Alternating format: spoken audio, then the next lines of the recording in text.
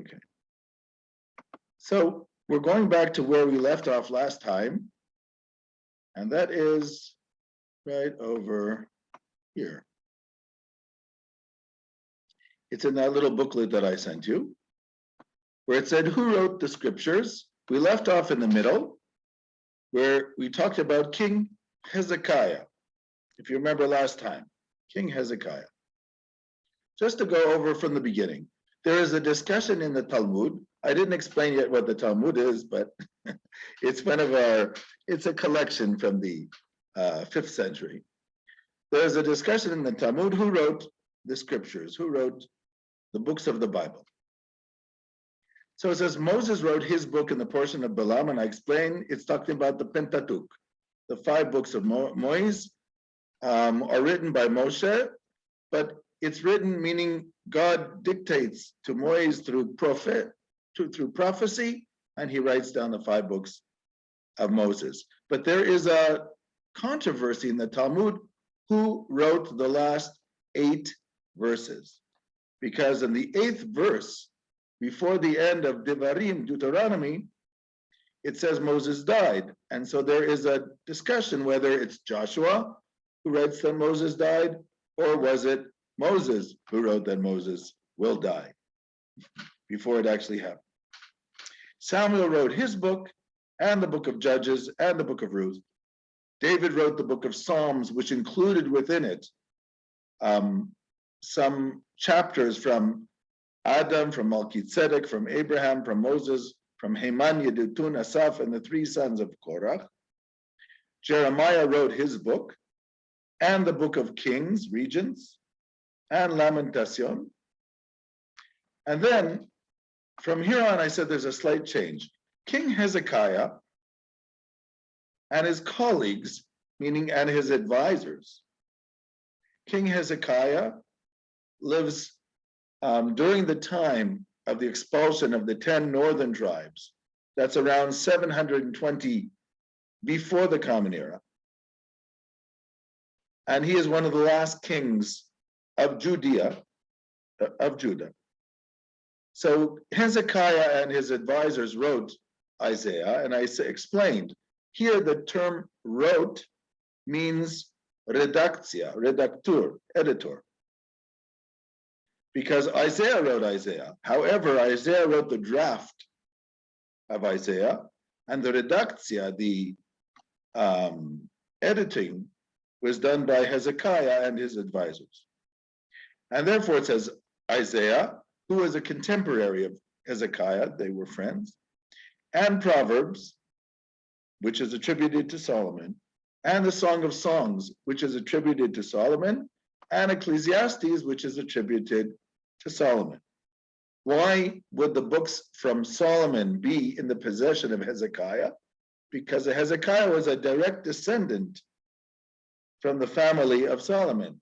All the kings of Judea were from the family of David, Solomon, and it continued that way. So each one inherited things from the previous generation. So when it says here the term wrote, it means edited, redactor. Then it says, the men of the great assembly. Who are the men of the great assembly? So this is an institution which we find at the beginning of the period of the Second Temple. The men of the great assembly, in Hebrew, Anshei Knesset Hagedolah. The men of the great assembly, Anshei Knesset Hagedolah. I'll write that here at the bottom. Oops, put it over here. In Hebrew, we say Anshei, which means the people of, or the men of, Knesset, which is an assembly, Hagedolah, the great. You know, in Hebrew, it goes backwards. So you don't say the great assembly, the assembly which was great. Anshe Knesset Hagedolah. Now, there were 120 members in this group of leaders. Does that remind you of anything today in the state of Israel? Does that remind you of something that today exists in the state of Israel? It was called Anshe Knesset Hagdolah in Hebrew, and it had 120 members. Does anybody know what I am referring to? Okay, the Israeli parliament is referred to in Hebrew as Knesset. The Israeli parliament in Hebrew is called the Knesset, and it has 120 members. So the reason why they call it Knesset, which means the assembly, is based on the story of this assembly which existed in the Second Temple period, which was called the Knesset Agdolah, the Great Assembly. And it had 120 members, so they have 120 members. Are there 120 members as intelligent as the ones from the Second Temple period? I don't know, but I think they think so. But anyhow, so that's why you have 120 members in the Israeli parliament, and that's why in Hebrew it's called Knesset. In the early Anshe Knesset, which according to the Talmud was established already with those who came back right away to the Second Temple period, right after the Babylonian exile, which was 70 years, as Jeremiah says.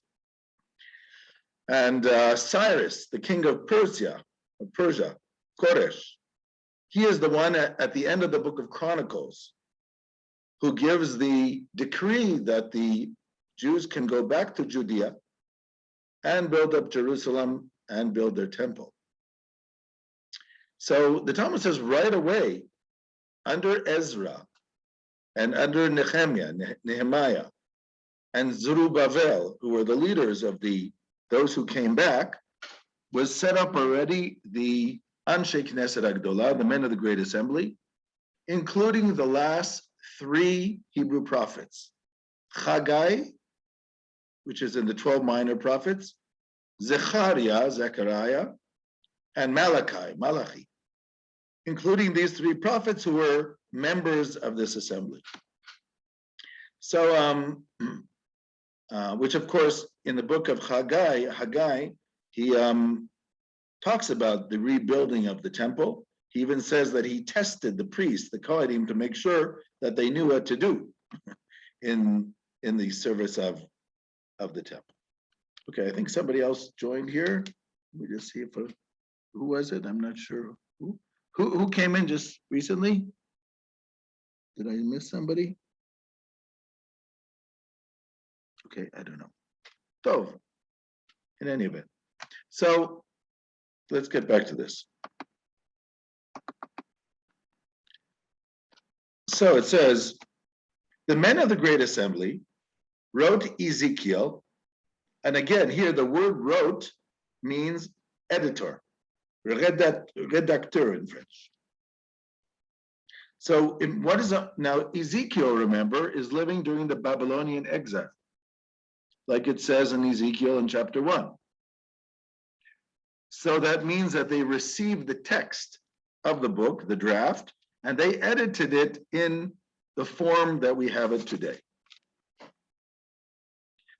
The 12 minor prophets, those are the 12 short books of prophets, which we mentioned earlier in our first class, including Haggai, Zechariah, and Malachi, which are the last 3 Hebrew prophets. And again, it means the editors.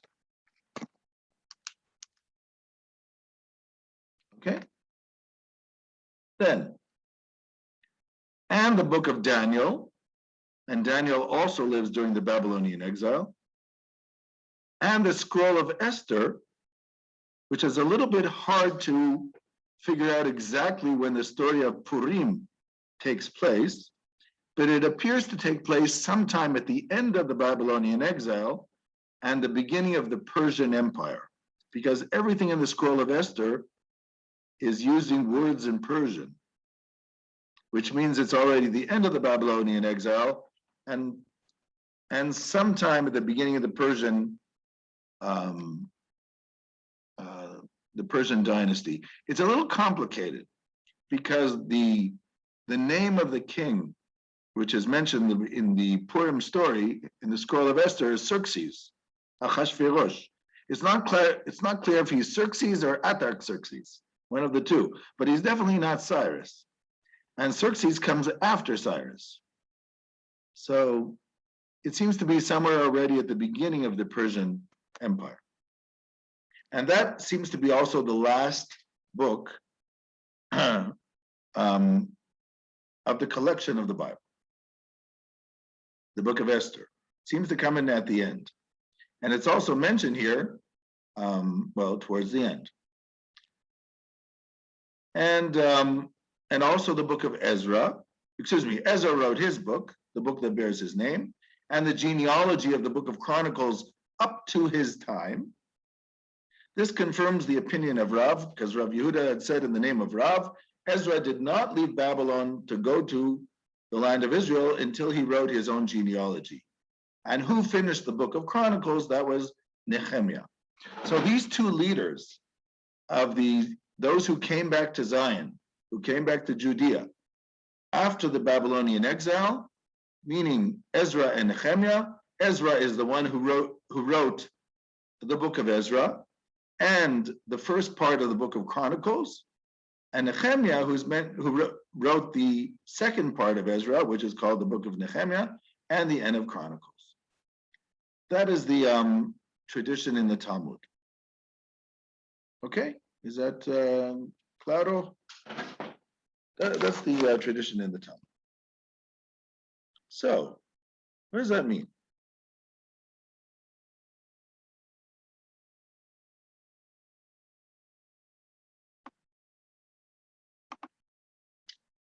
Let's just go back for a moment and look at the books.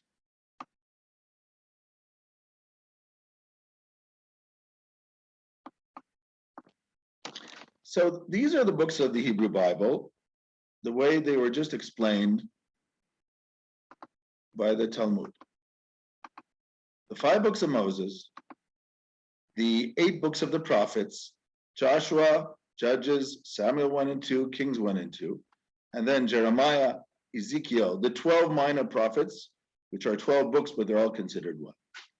And then the Ketuvim, the Hagiographa, the Psalms, which is Tehillim,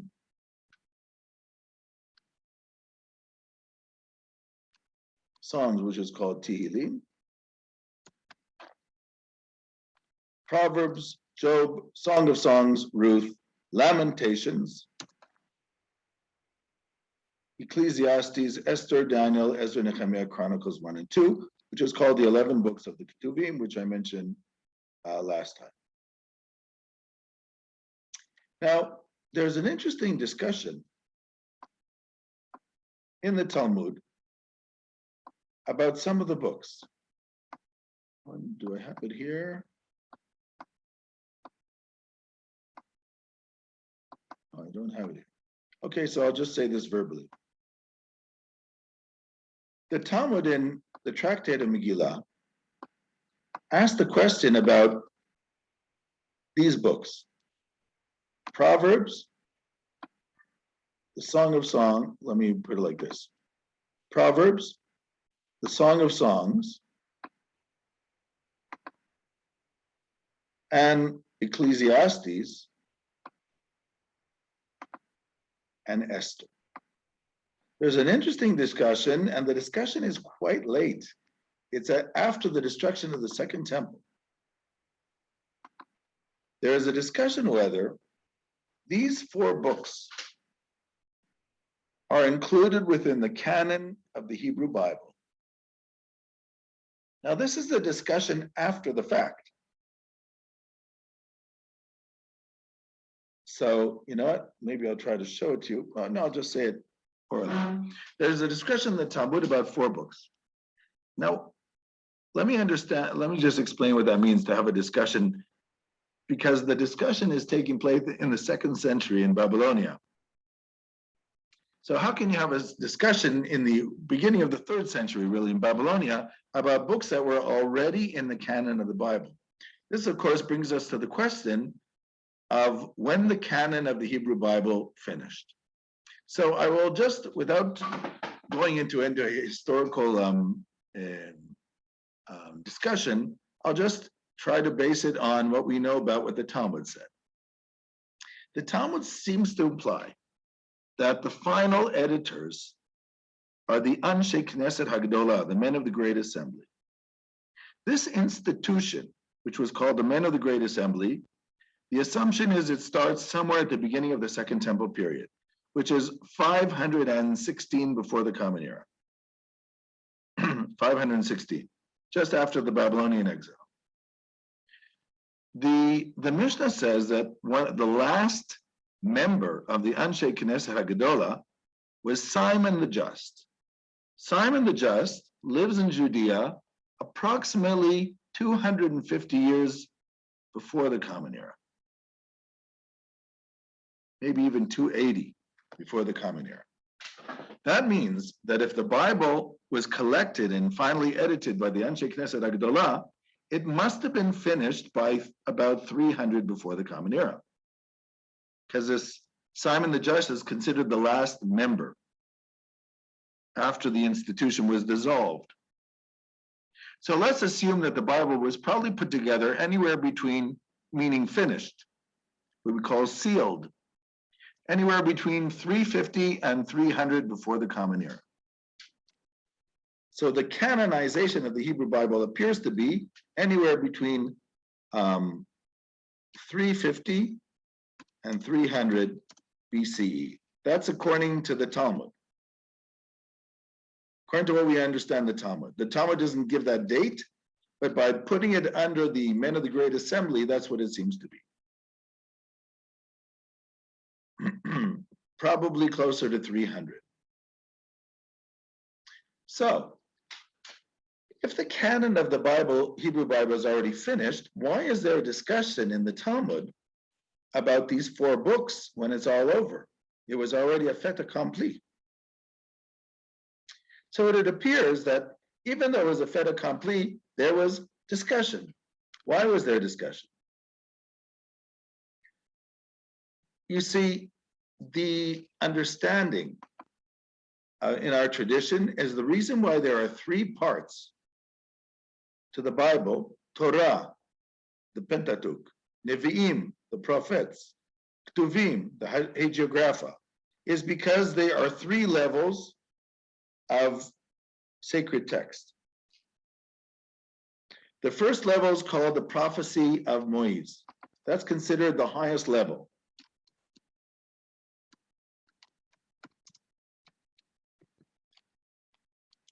If you remember at the end of the book of Deuteronomy, it says there never was a prophet like Moses who spoke to God face to face. Lokam Yisrael Moshe Asher Yedao Hashem Panim al Panim. So Moses was considered the greatest prophet. In our tradition, as Maimonides says, there never will be a prophet as great as Moses. By the way, this is an interesting thing to say. Why is it Maimonides says not only was there never a prophet like Moses, there never can be a prophet like Moses? The reason why Maimonides also feels obligated to say this is because Jewish law is derived from the 5 books of Moses, from the Pentateuch, not from the prophets and not from the hagiographa. Now, if theoretically there could be a prophet on the same level of Moses, then you could say that prophet on the same level of Moses could contradict the prophecy of Moses. But if Moses' level of prophecy is above, by definition, any other prophet, there can never be a prophet who can contradict the Pentateuch. And therefore, the law of the Pentateuch will never change. That's why for Maimonides, as a legalist, it was very important to say there never will be a prophet like Moses. In order to save Jewish law from anarchy. Because if you theoretically had a prophet on the level of Moses, so somebody could say, I'm a prophet on the level of Moses, now I'm telling you the Bible is different. That creates anarchy. So that level, that's why there's this whole discussion about the last 8 verses, also the Pentateuch. Because even though Joshua had prophecy, he wasn't Moses.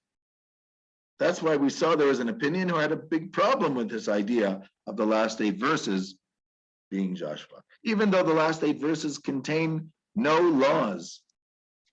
But even so. So that is part 1. It's called the prophecy of Moses. Part 2 is the prophecy of the other prophets. Now, the other prophets are also on different levels of prophecy.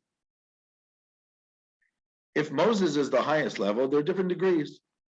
For instance, Isaiah and Ezekiel. Now, Ezekiel chapter 1 has the revelation of the chariot, which is a very esoteric chapter, capitol. It's a very esoteric chapter. And therefore, we would think that Ezekiel was on a very high level. The Talmud says actually, Isaiah was on a higher level than Ezekiel. You see, let me give you an example.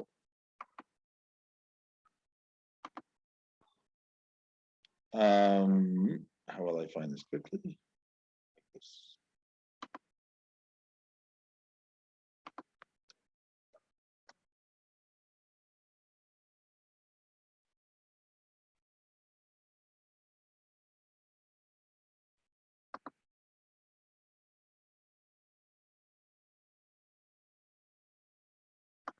Okay, I have to show it to you. If you remember, Ezekiel chapter 1 has about 32 verses, which are all describing a revelation that Ezekiel sees in Babylonia. I'll tell you exactly how many verses in Ezekiel.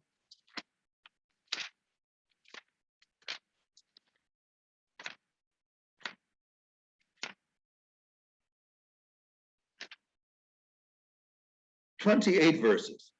There are 28 verses where Ezekiel says the heavens opened up, and he describes what happened in the 28 verses.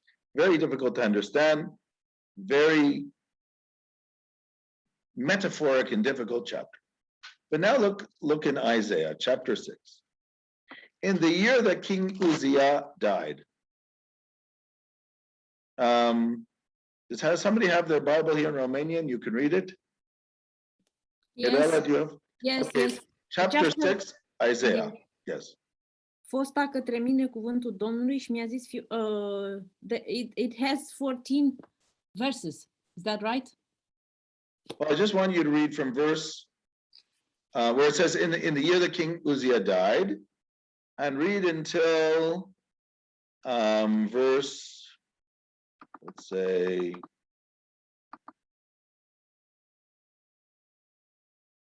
just till the end of verse 8, from 1 to 8. 1 to 8. Aveți, colegi, Biblia în față? O să citesc oricum, da. Da, avem. Ezekiel, este de la Ezekiel, capitolul 6. No, Isaiah, not Ezekiel, Isaiah. Oh. Isaiah, okay. Isaiah chapter 6. Sorry. Isaiah 677. Isaia 607. Yes, in the year that King Uzziah died.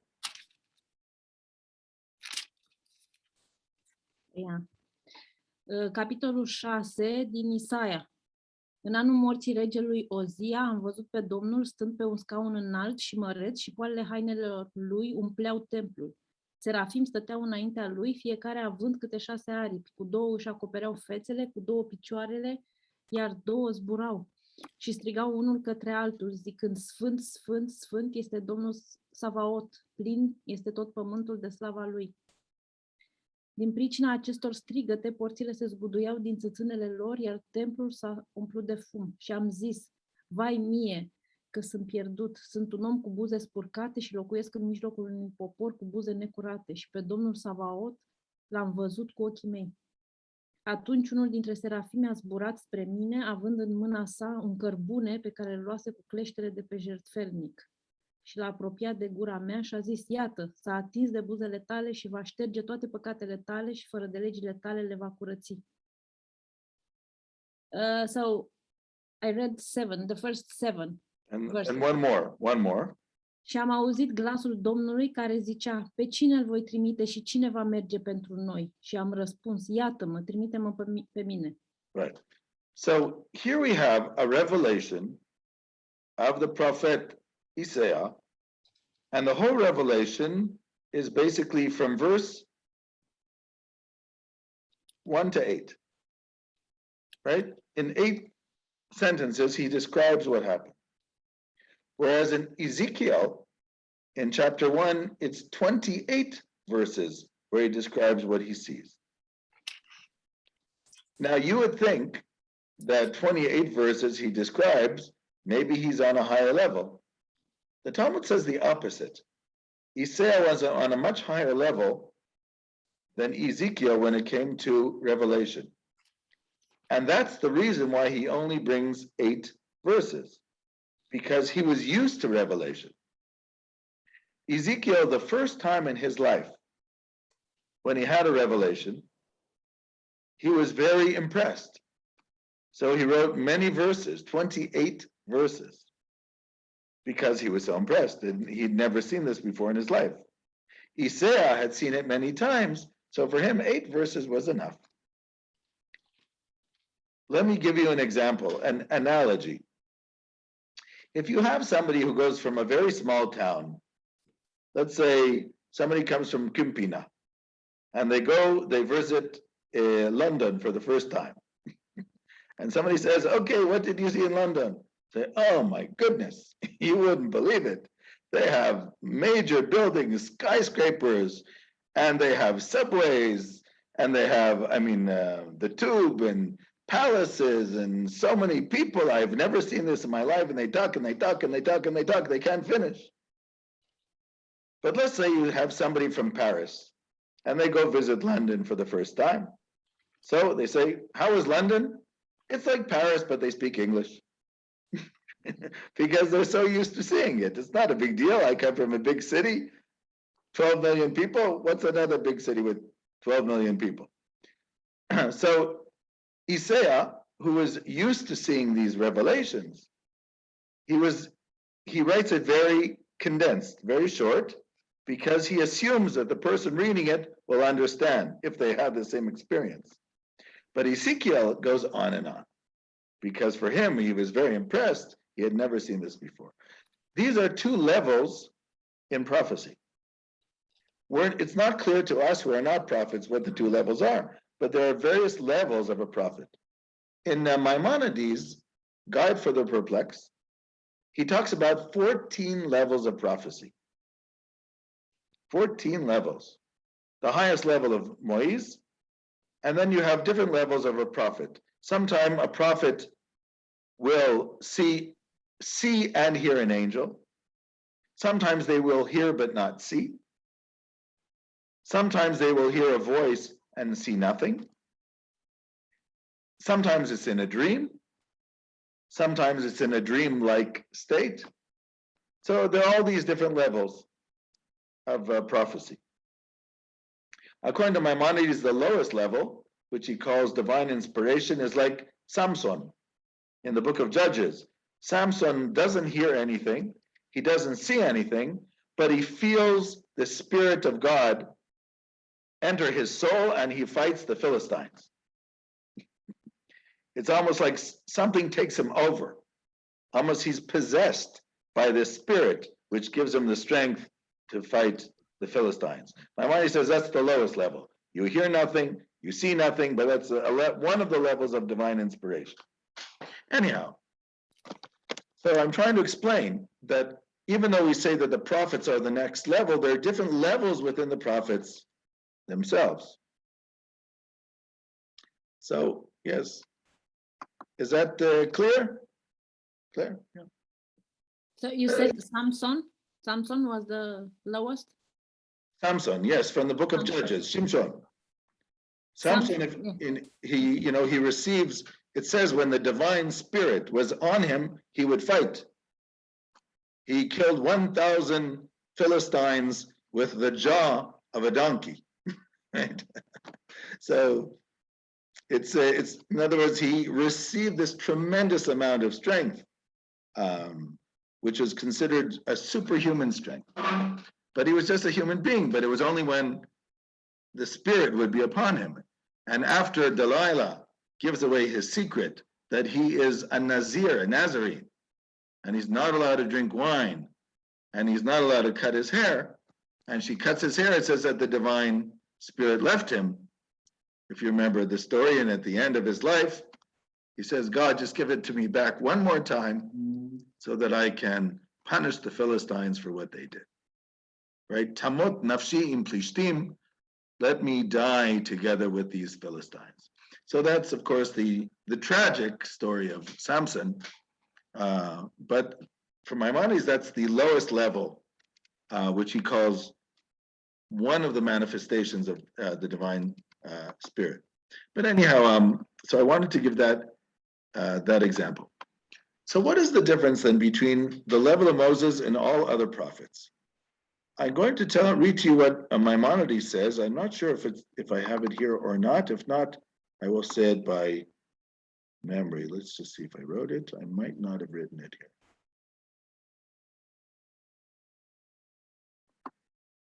You know what? Let me look it up. No, I'm not going to look it up because I don't want to take your time. So let me just write it down here. The difference between the level of Moses and other prophets. This is according to Maimonides, his book called Mishneh Torah, which is actually his legal book, the Book of Knowledge, Sefer Hamadah, the chapter which is called the Foundations of Torah, Yesodei HaTorah, where he talks about the different levels of prophecy. So he says there are 4 major differences between the prophecy of Moses and the prophecy of other prophets.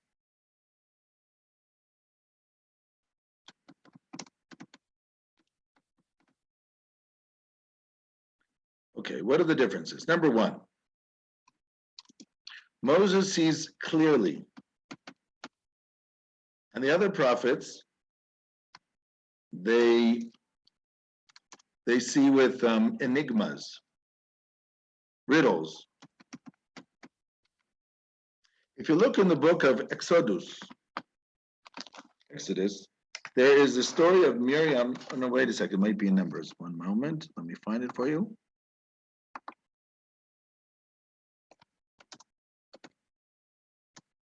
Oops, I have to look for it in Hebrew. Should have put this in.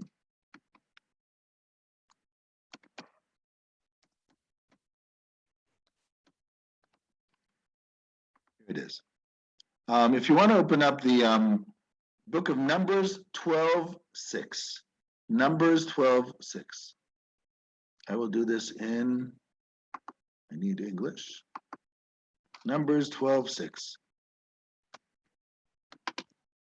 If you want to, Mirella, if you have it in Yes, I have it in chapter 12. Those Numbers Numeri 12. Capitolul 12. Yes. La 6. This is where Maimonides learns the difference between Moses and other prophets from. It's a story of Miriam and Aharon who talk against Moses because of the Cushite wife that he had married. By the way, Rashi, the famous biblical scholar from the 11th century, describes this chapter very differently. He says when it says the Cushite wife that he had married in past tense, he explains that Moses was asked to leave his wife after Sinai, after the revelation of Sinai.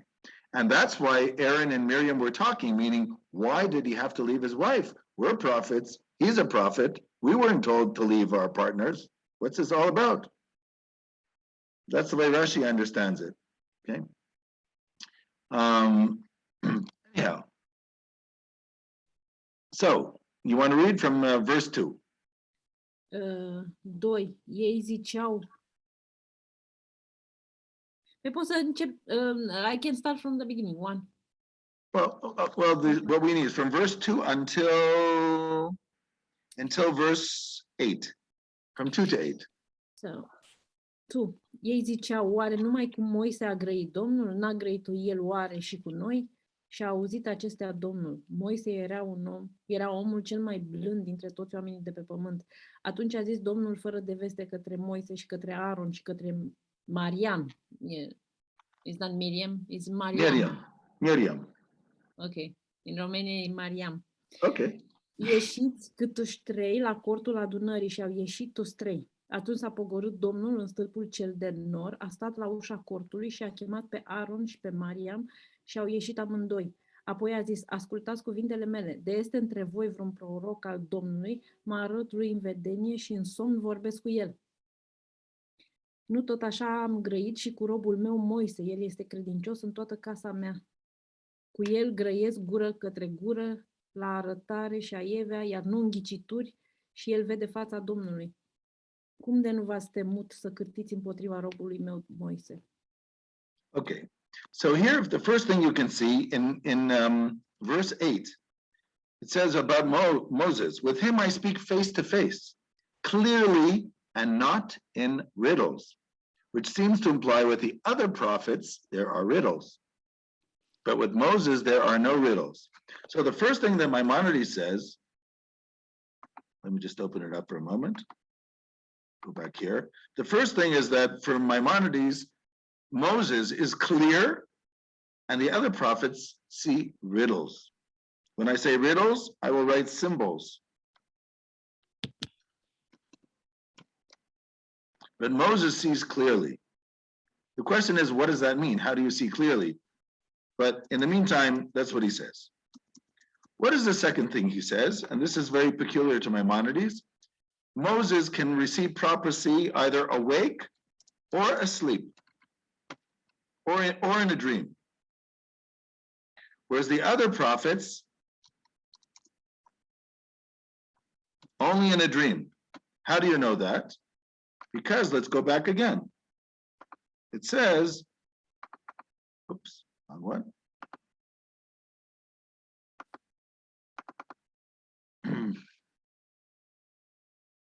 Again, in verse 6, when there is a prophet among you, I, the Lord, reveal myself to them in visions. I speak to them in dreams. But this is not true of my servant Moses. So Maimonides says, based on this, it sounds like God always appears to prophets in a dream, except for Moses. By the way, this is a dispute. Nachmanides of 13th century Girona, Spain, says that even though many prophets receive their prophecy in dreams, some do, some don't. But for Maimonides, he claims that no, only Moses receives prophecy while he's awake, and all the other prophets in a dream-like state. And he tries to prove it from Jacob, where it says he dreamt and then he saw the ladder and the angels going up and down. And about Abraham, when he, in the covenant of the parts, it also says a great fatigue came upon him and then he saw these visions. So I'm just saying that this is a dispute, but at least according to Maimonides, this is a difference. What is the third difference? According to Maimonides, the third difference is that Moses has all his, how should I say it?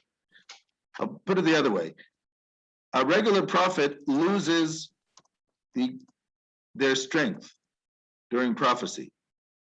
They fall on the ground. It's sort of ecstatic. And Moses has his strength. He's not affected by the prophecy. If you remember the story,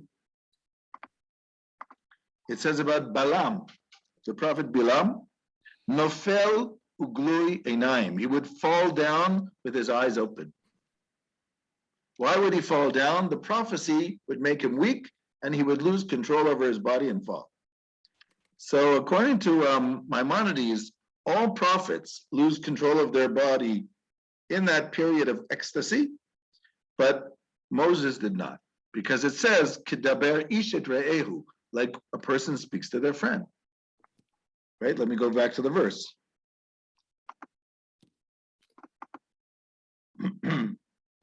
Verse 7, but this is not true of my servant Moses. He is faithful in all my house. With him I speak face to face, clearly and not with riddles.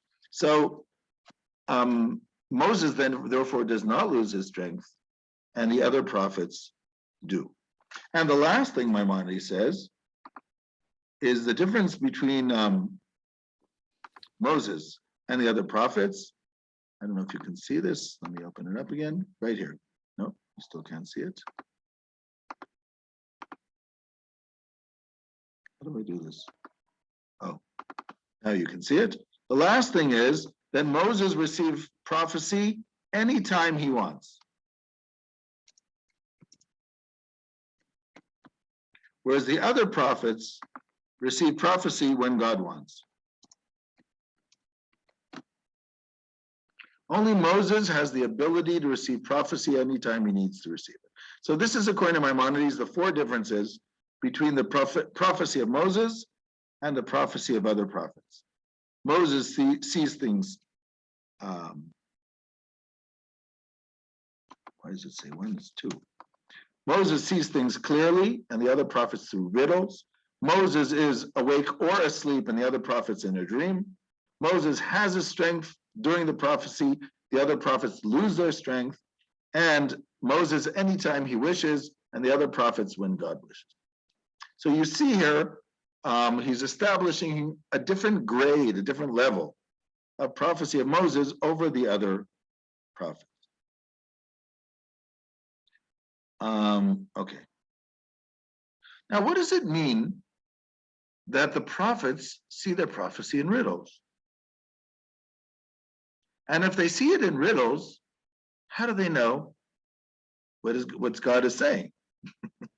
How do you know that you are interpreting the riddle? How do you say riddle in Romanian? Enigma? How would you say riddle? Da, enigma, ghicitoare. Like, for instance, when Samson says, from the eater came something to eat, and from the strong one came something sweet. That's called a riddle. So how do you say a riddle? Ghicitoare. Ghicitoare? Okay. Ghicitoare. So if the prophets see things in riddles, or in symbols, or in allegories, or metaphors, so how do you know that they actually are seeing the correct thing? So let me give you an example. The best example of riddles of prophets, which is actually in the book of Jeremiah, chapter 1. So Mirella, you'll open your Bible and I'll open my Bible, and we will look for Jeremiah chapter 1. Oops, where is it? Let's find it somehow. Okay. Chapter 1. Okay, you have it? The words of Jeremiah, son of Hilkiah. Yes. So if you can read from verse 1 until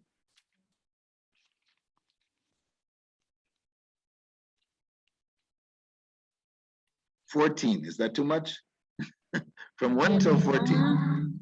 What chapter? Can you repeat, please? The first, the prima First. chapter. Uno. And it's from 1 until 14. The words of Jeremiah. You know what? From verse 4, because the beginning is just an introduction. From verse 4. Deci, Ieremia, capitolul 1, chemarea 4. The word of the Lord came to me. Fosta cuvântul Domnului către mine și mi-a zis, înainte de a te fi zămislit în pântece, te-am cunoscut și înainte de a ieși din pântece, te-am sfințit și te-am rânduit proroc pentru popoare. Iar eu am răspuns, o, Doamne, Dumnezeule, eu nu știu să vorbesc, pentru că sunt încă tânăr. Domnul însă mi-a zis, să nu zici, sunt încă tânăr, căci la câți te voi trimite, la toți vei merge și tot ce-ți voi porunci vei spune. Să nu te temi de dânsii, căci eu sunt cu tine ca să te izbăvesc, zice Domnul. 8. Ok. Continue.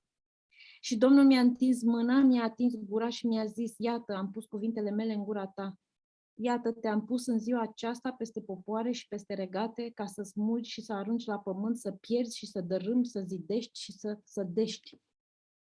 Apoi a fost cuvântul Domnului către mine și mi-a zis: Ieremia, ce vezi tu? Iar eu am răspuns: văd un toiac din lemn de migdal. Zisu-mi Domnul: tu ai văzut bine că eu priveghez asupra cuvântului meu ca să-l împlinesc.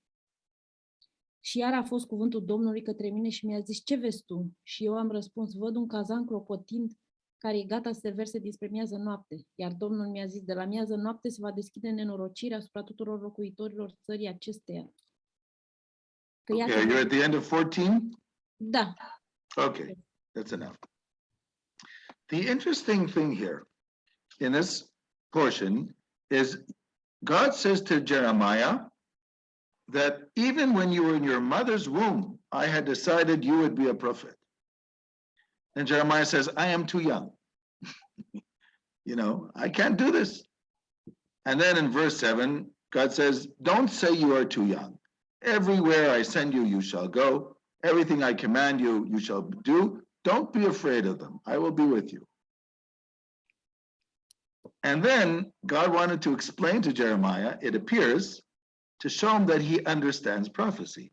So now I'm at verse 11. So the word of the Lord came to me, and he said, what do you see, Jeremiah?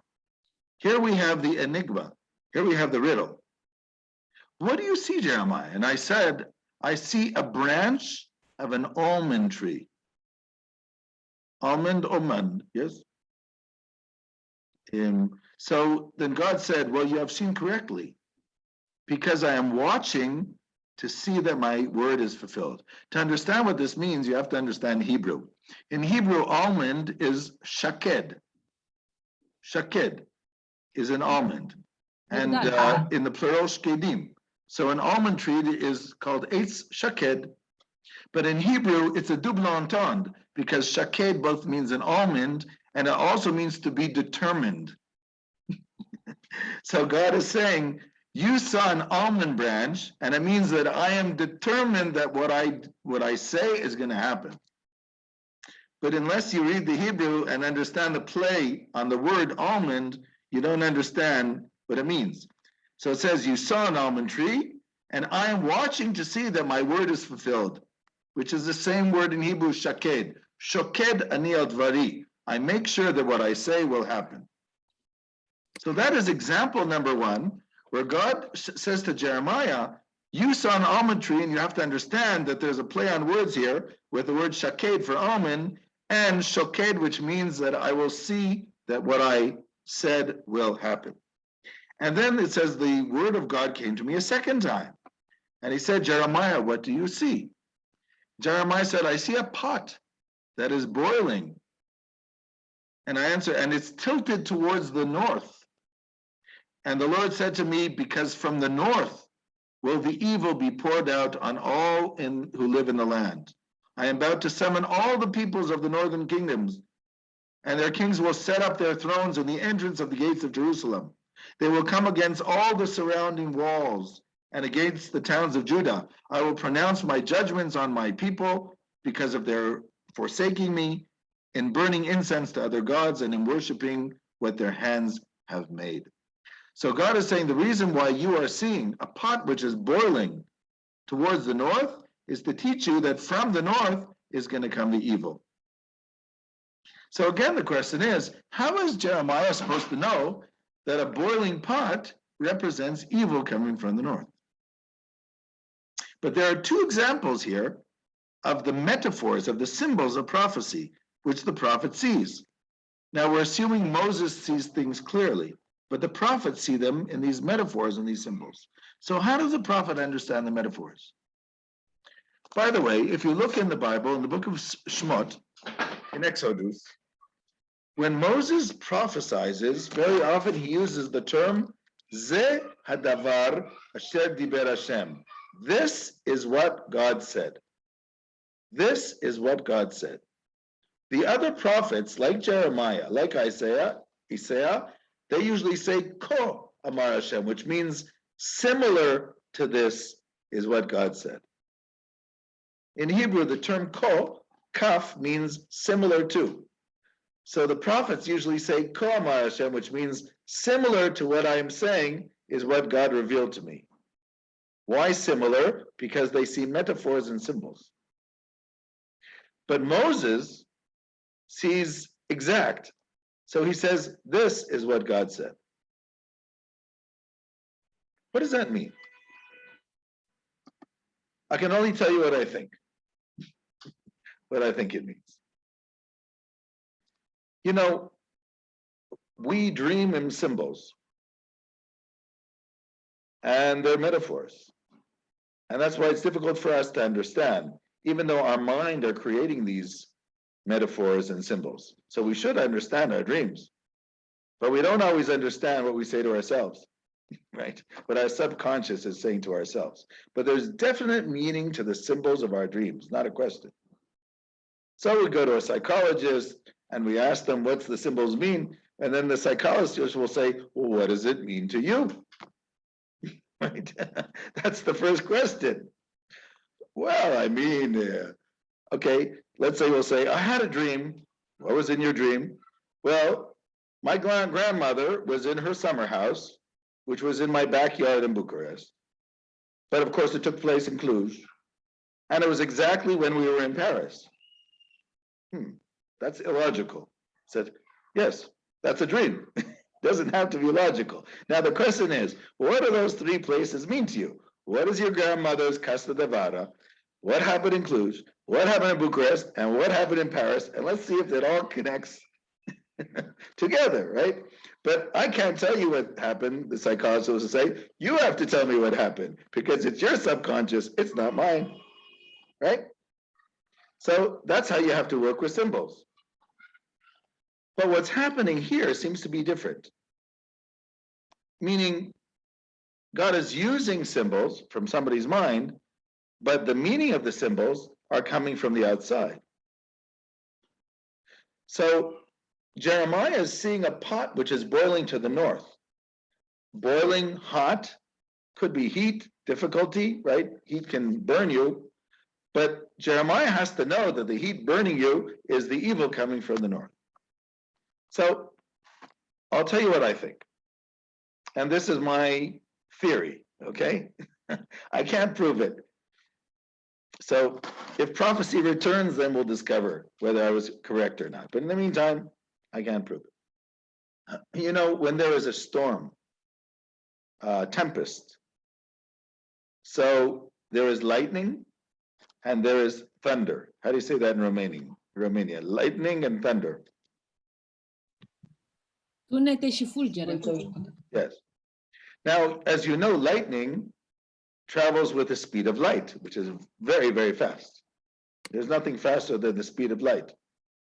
And thunder travels at a speed of sound, which is about 600, 700 miles an hour, something like that. Don't remember exactly. You could look at Professor Wikipedia. He'll tell you exactly how fast the speed of sound. But it's very slow in comparison to light. Therefore, if you are, let's say there is a thunderstorm, and the thunderstorm, you're in Bucharest and it's now raining, but the thunderstorm is, I don't know, somewhere in Brasov at the moment. So you will see the lightning right away, but the thunder will take a few minutes until you hear the boom. And you can actually, because thunder goes slower, so you can actually calculate based on how many minutes went by between the lightning and the thunder, how far away the storm is from you. The further the distance between what you see and what you hear is how far the storm is. But if you're in Brasov, right where the thunder and the lightning is happening at the same time, there'll be lightning, thunder at the same time. It'll be at the same time because you're right in the middle of the storm. Moses, now if we take that metaphor and we understand prophecy, prophets see visions and they hear things from God too. However, Moses, who's in the middle of the storm, he sees the vision and hears the interpretation at the same time. So he says, this is what God said.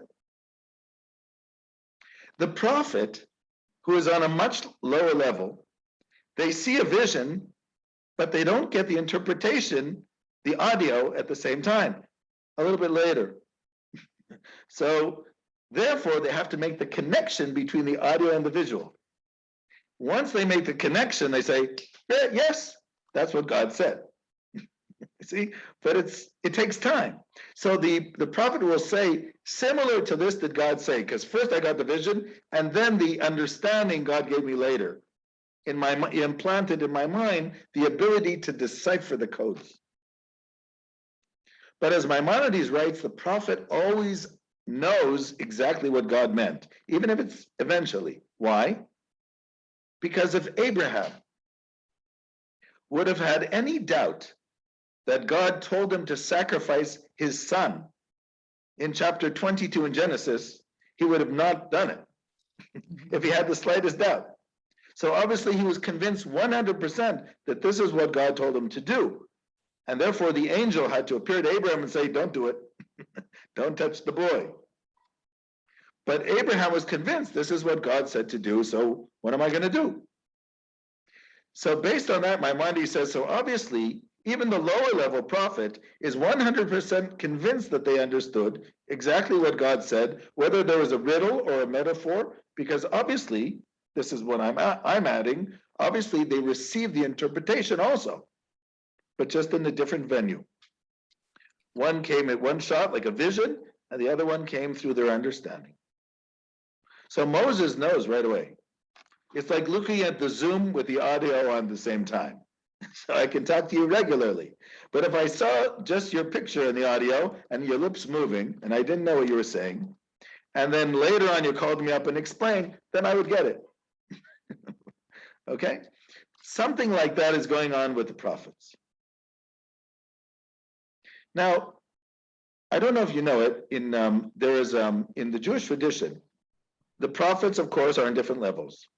But divine inspiration, what we call in Hebrew, Ruach HaKodesh, the Holy Spirit or divine inspiration, is the level of the hagiographa. It's a lower level than prophecy. Those are the three levels. The highest level is Moses. He's in the middle of the storm and he hears the word of God and sees the visions right away. And he understands. By the way, it says at Sinai, when Moses was standing at Sinai with the people of Israel, it says, and all the people, kol ha'am ro'im et hakolot, all the people saw the voice. How do you see a voice? But if you look at Exodus, chapter 20, and you can check Birela to make sure I have it right. Chapter 20, it says, Kol ha'am ro'im et hakolot. All the people saw the voices. Let's look at Exodus chapter 20.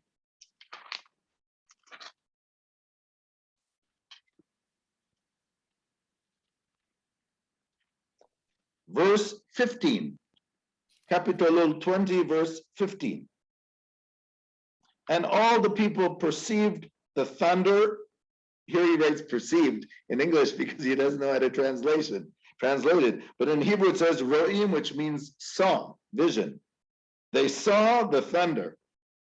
So how do you see thunder? What does it say in Romanian? Verse 15. Tunet, dar nu văd. Nu e, la mine nu e. Exodus 20, verse 15. Sorry, 20. It's the Decalogue. 20, verse 15. Ah.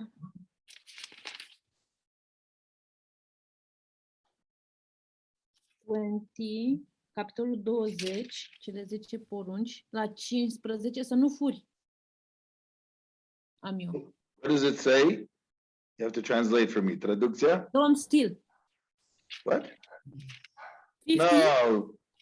Exodus 20? After the Decalogue. The first verse after the Decalogue. And all the people. Iar tot poporul vedea tunetele. Auzit, da, 18, Yes. 18, da. So what does that mean? And all the people. Mirela sau eu? Tu, te rog. Ok. Iar tot poporul vedea tunetele și fulgerile și glasul de corn și muntele fumegând. Și a văzut poporul și s-a cutremurat și au stat departe și au spus către Moise: grăiește tu cu noi și vom asculta, dar să nu So grăiască how does that Dumnezeu cu translate noi. into English? All Which the one? people, Saw the thunders and the lightning exactly. and the All the horn. people saw the thunder. How do you see thunder? Good question. So the Midrash, the rabbinic interpretations of the Second Temple, say that they saw what you hear and they heard what you see, meaning there was a mix-up between the different senses. The senses were all Sorry. mixed up. In my version it says, and all the people heard thunders. So Yes, but in Hebrew it says ro'im. Ro'im is to see. Well, obviously they heard because it makes more sense. But the Hebrew actually says ro'im. They saw the thunder. So there are two ways to interpret this. You can say see the thunder, which means they were experiencing something not through their senses, but which probably is what it means. But what I'm trying to say is also that you have this in a prophetic vision. There's the seeing, there's the hearing, but they get a little mixed up. Oh, I remember. Sorry. May I? Yeah, go for it. Yes. I remember that in when Peter was on the sea and Okay. it was a storm and Jesus was coming on the water. Yeah. And it says there that Peter saw the wind. You know? Saw the wind. So the wind. It's exactly the same. I didn't feel the wind. I'm not familiar with that. Yeah. Sometimes you can see the wind blowing in the trees.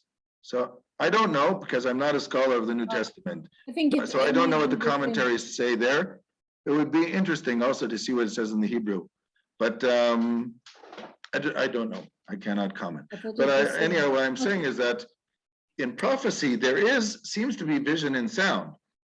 But obviously the prophets receive it not through their ears and through their eyes. So it can be played around with.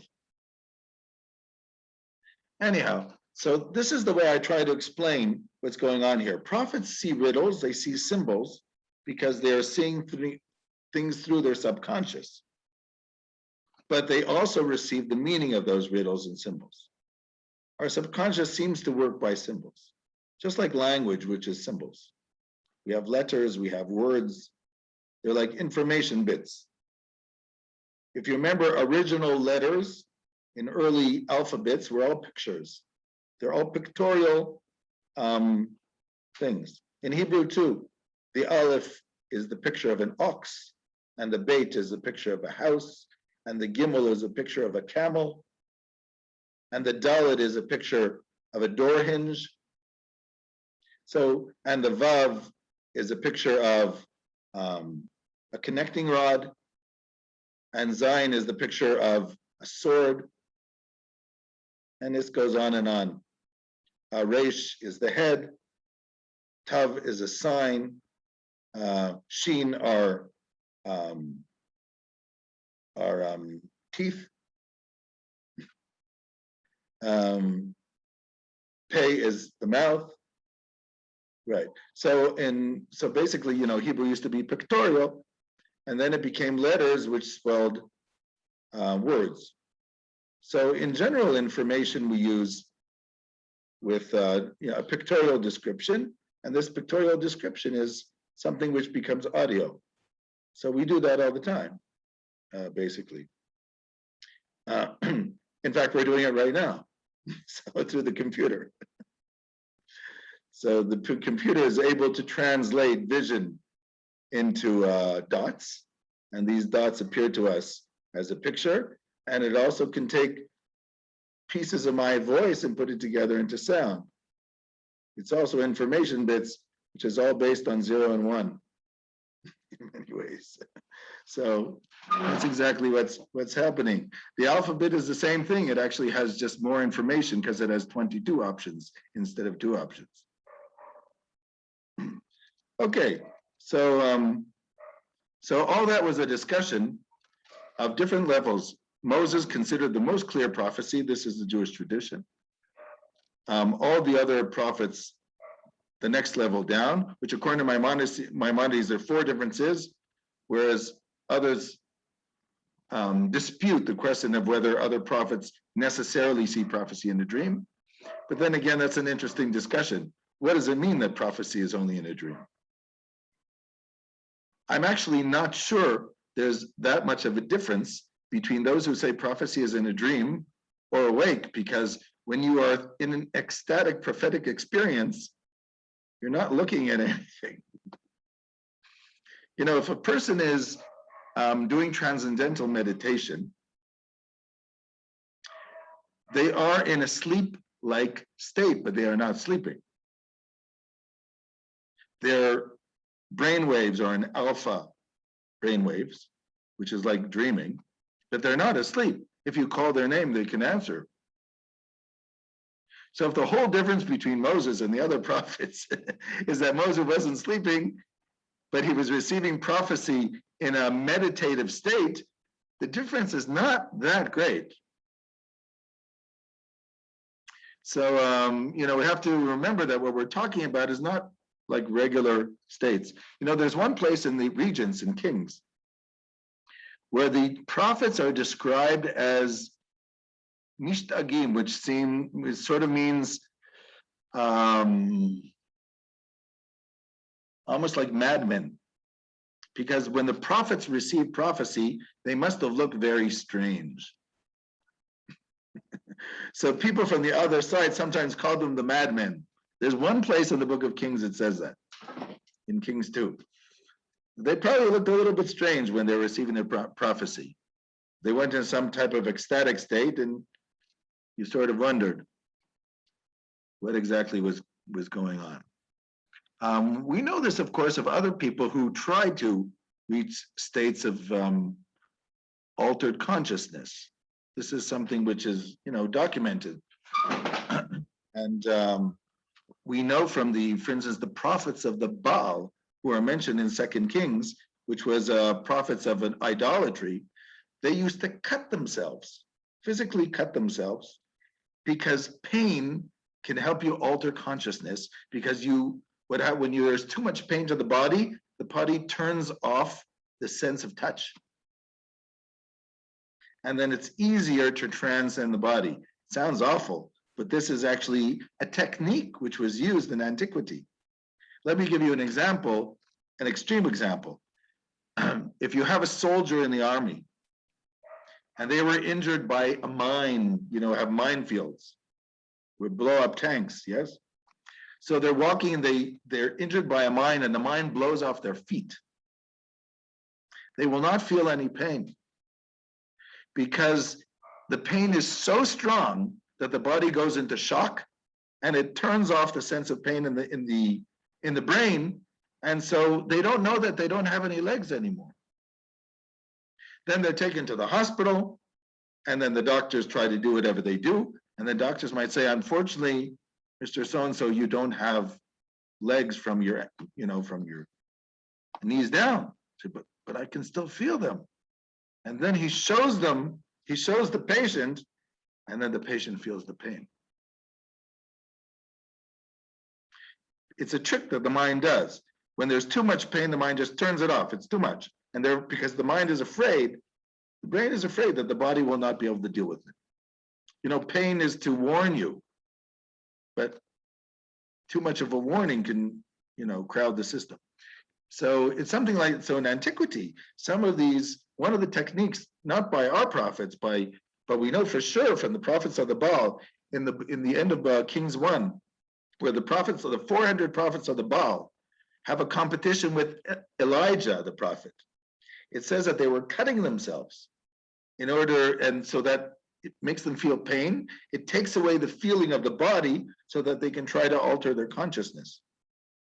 So these were techniques that they were using.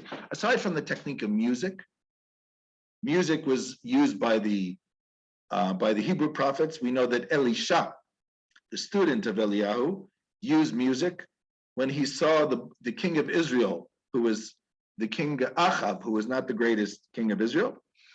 And it made him sad. So it says that he tried to prophesy, it didn't work. So he requested somebody bring a musical instrument and play for him. And then when the music started to play, he was able to regain his prophecy.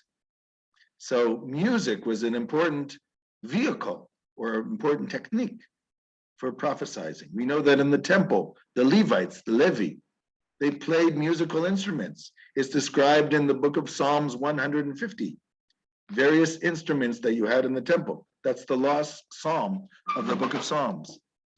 Hallelu el bekocho, hallelu birkiya zo, hallelu bigvurotav, hallelu b'gurov gudlo, hallelu beteka shofar, through the shofar, the ram's horn, hallelu b'neva v'chinor, with the lyre and with the violin, hallelu b'tof umachol, with cymbals and drums and dancing, hallelu b'minim v'ugav, with cymbals. So cymbals meaning the ones that, yeah. So different instruments were used in the temple also to increase the possibility of receiving some type of revelation. Anyhow, so there were various techniques. But underneath prophecy, you have divine inspiration. In our tradition, even when prophecy leaves, and in the Jewish tradition after Malachi, there is no more prophecy, but anybody can receive divine inspiration, Jewish or not Jewish, according to our tradition, according to their moral work on themselves, their ethical work on themselves, and their desire to try to attain spiritual levels, which happens also by doing good deeds. So you can't fool God. So, yeah, I just gave a donation of 100,000. That's not going to do it. So, yeah, that works on people, but not when you don't need it. So, yeah. You know, the story about this man comes to the synagogue and he says to the rabbi, I would like to be a Kohen. A Kohen is the priest, you know. So the rabbi says, what do you mean you want to be a Kohen? It doesn't work that way. He says, why doesn't it work that way? He says, we don't make people Kohen. He says, why not? I want to be a Kohen. Why can't I be a Kohen? He says, because it doesn't happen that way. The man says, look, I'm willing to give a very big contribution right now to the synagogue if you make me a Kohen, a priest. And he says, I'm sorry, I can't do it. I don't even know how to do it. So he says, really, I pull you out right here. You can have my Visa card, take whatever you want. No, can't do it. Okay, so he looks for a more liberal rabbi, finds a very liberal rabbi. He says to him, okay, I need to be a Kohen. How much? How much is this? I don't know. I've never done it before. What am I supposed to do? He says, I don't know, but make me a Kohen and I promise you at least 6-figure digit. I'm going to give a contribution to the synagogue. He says, okay, you know what? Okay, fine, we'll do it. So he makes some benediction, whatever. Says, okay, now you're a Kohen. And says, thank you. I feel this is tremendous. The man said, rabbi says, wait a second, but why do you need to be a Kohen? Why is it so important? There's no more temple anyhow. I says, what do you mean, Rabbi? You don't understand. My father was a Kohen, my grandfather was a Kohen, and I wanted to be one too. In our tradition, it goes by the father. But anyhow, so, yes, that was a joke. So, yeah, sometimes things are misunderstood. So again, there are some things which are not by lineage. Prophecy is not by lineage. There's no nepotism. Your father can't get you in. So neither your uncle or your cousin, doesn't matter what their last name was. Very different than the universities. By the universities, your father can get you in. Somebody else, right? Medical school, your father, whatever. But yeah, but not in the not in things which are real.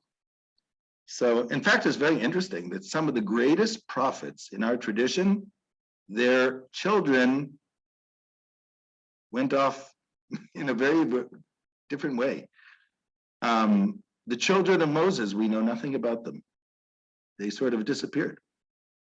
The children of Samuel in the book of Samuel, they were not very good judges, and the people said, we don't want them. There were judges in Beersheba, if you remember it in Samuel. So it's interesting, some of the famous people, it's not always your fault. You try, but you know, in the end, people are people and they have their own decisions in life. You try to educate them the best you can, but sometimes they can get influenced or just become on different paths. So the fact that your father was a prophet or your mother was a prophet doesn't necessarily mean that you will be one too. Esau's father was a prophet. Okay. So what is divine inspiration? And there's also an interesting thing here. In the Hebrew Bible, the book of Daniel is in the hagiograph, the later writings. And in our tradition, the hagiographa is divine inspiration. It's not prophecy. Whereas in many of the collections of the Christian Bible, I think in the Orthodox collection as well, Daniel is part of the prophets. Why in the Jewish tradition is Daniel not seen as a prophet? He does see visions. There are two reasons. Reason number one is that Daniel is the end. Well, that wouldn't be the major reason, but it's true. Daniel's living through the Babylonian exile, and it's true there's still 3 more prophets after him, Haggai, Zechariah, Malachi. So theoretically, he still could be in the time of the prophets. But I'll tell you why I think that he's not considered a prophet, according to the Talmud. If you open up the book of Daniel, chapter 12. Let's go into this for a moment. Daniel 12.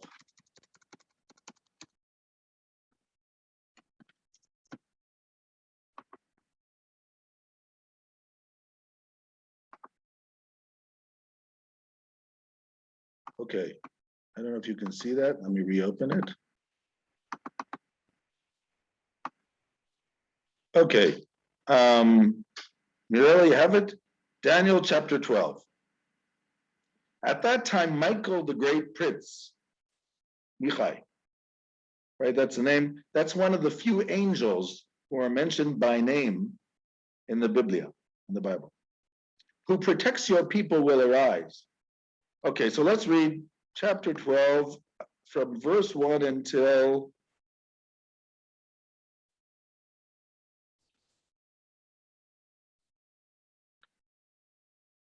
okay, from verse 1 till 8.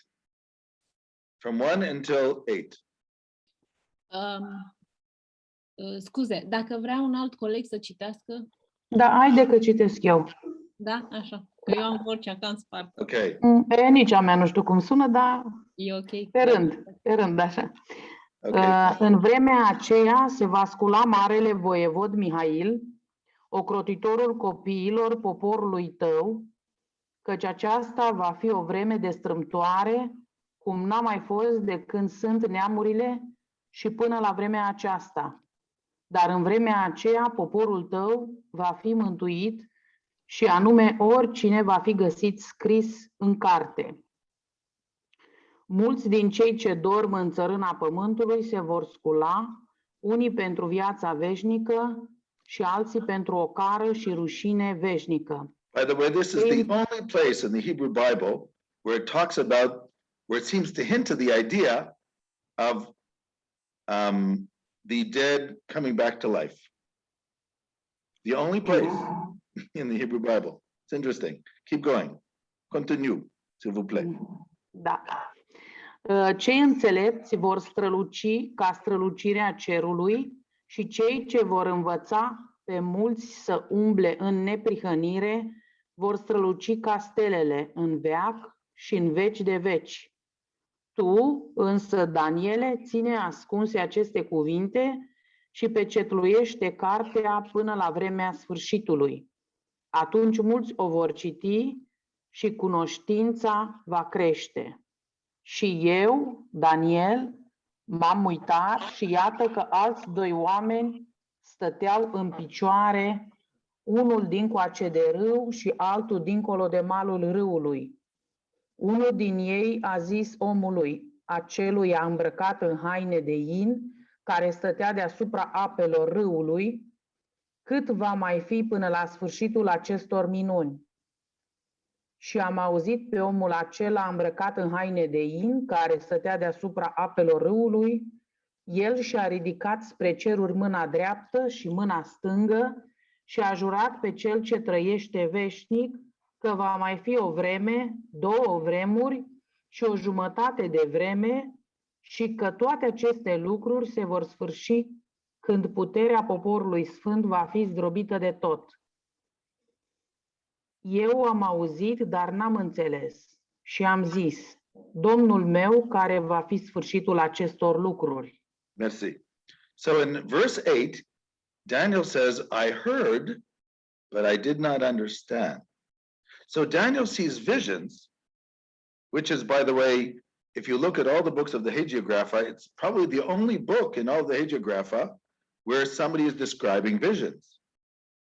But he says, I saw these things, I heard, but I didn't understand. So he sees visions, he hears things, but it's not clear to him what it means. So Daniel is a very high level of what's called Ruach HaKodesh, the divine spirit, but he's still under the level of prophecy. Because once you pass the level of prophecy, you see the vision and you understand right away. More or less right away. But Daniel has difficulty understanding. He's a little bit too far away. He's too far away from the storm. He can still see the lightning. He can slightly hear the thunder, but it's just not clear enough. So that's why in our tradition, he is not a prophet, but he does receive the divine spirit.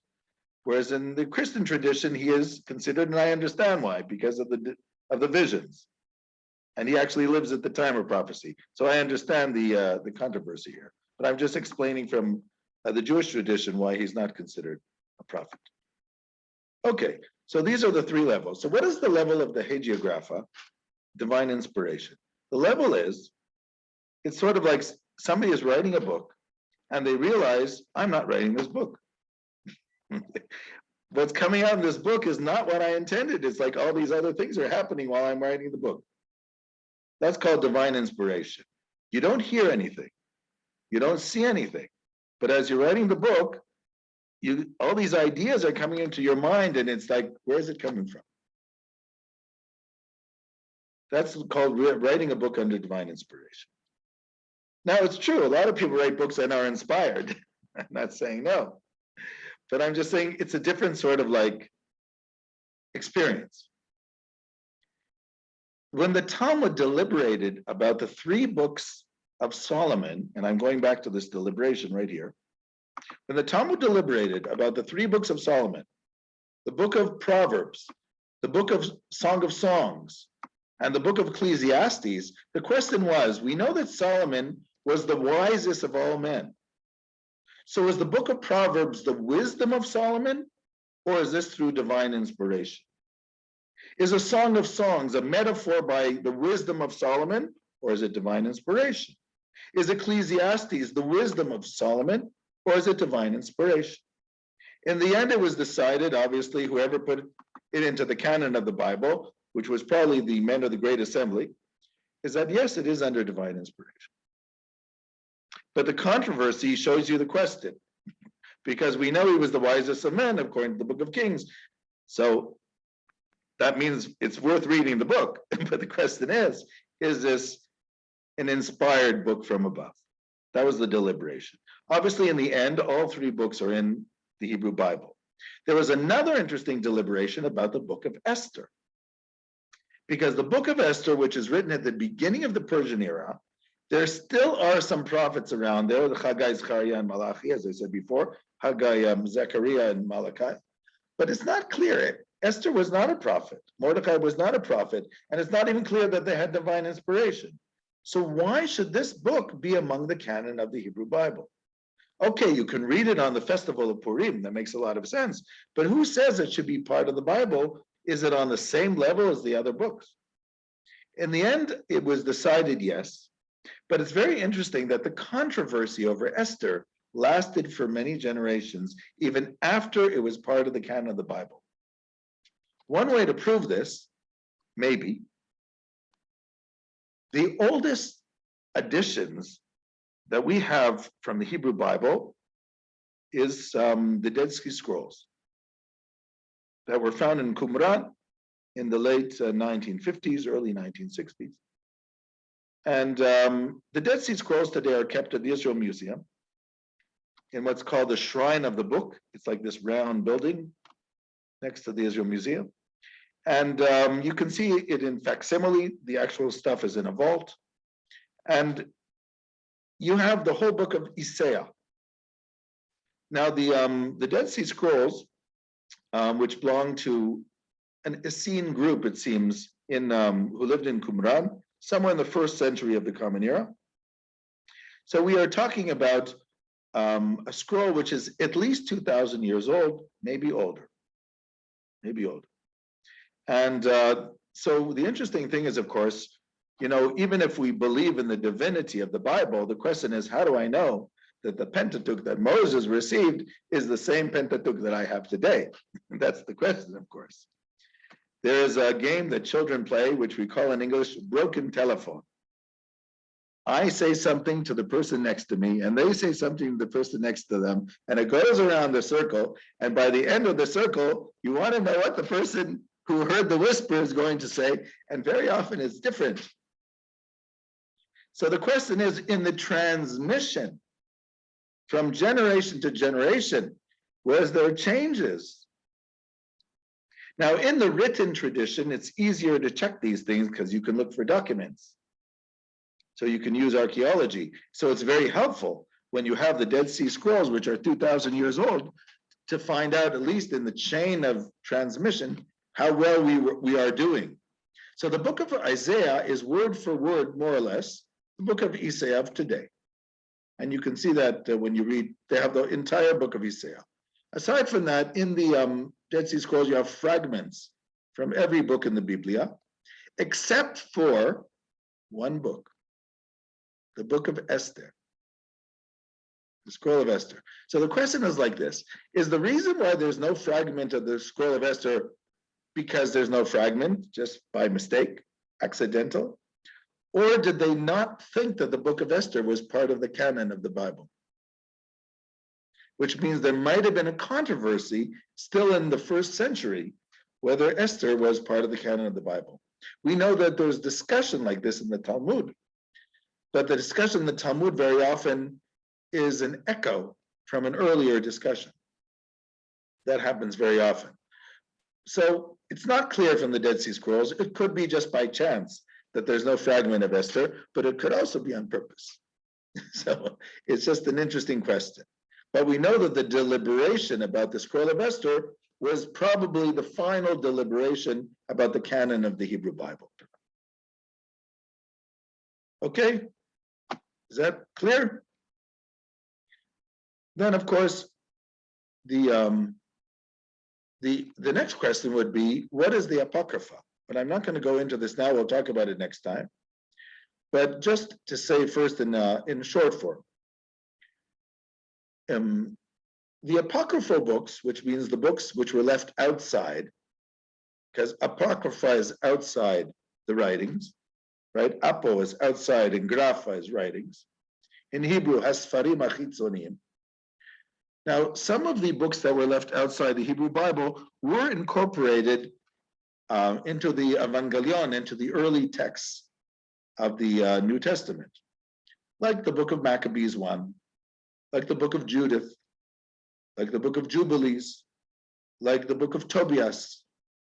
I don't know what is in the Orthodox Bible or any of these books in the Orthodox collection, the books I just mentioned before. It's still Old Testament. Yeah, is the book of Judith there, the book of Maccabees? Yes. Okay. Yeah, so some of the collections of the Christian Bible have it. As I said, it's usually Maccabees 1, Judith, Jubilees, maybe I'm not sure, is the Wisdom of Ben Sira there? Of Simon Ben Sira?